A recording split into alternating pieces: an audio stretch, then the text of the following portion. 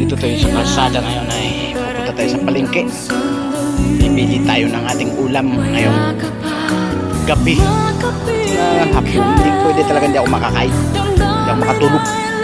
Kaya abangan pag nandun na tayo sa palengke.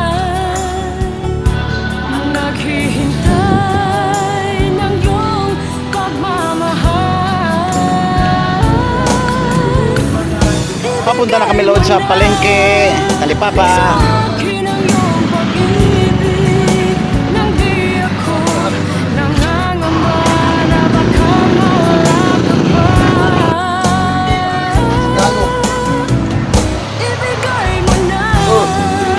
No, papala yan ha, mamalengke ka rin ha.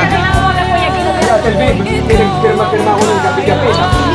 Umaga pa rin, umaga pa rin ang bagsak.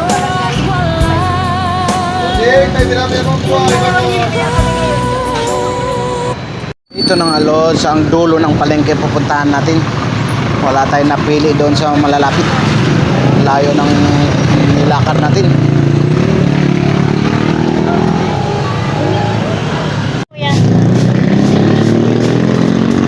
Dito.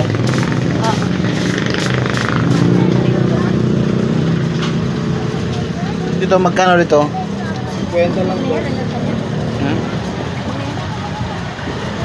Sarap yan.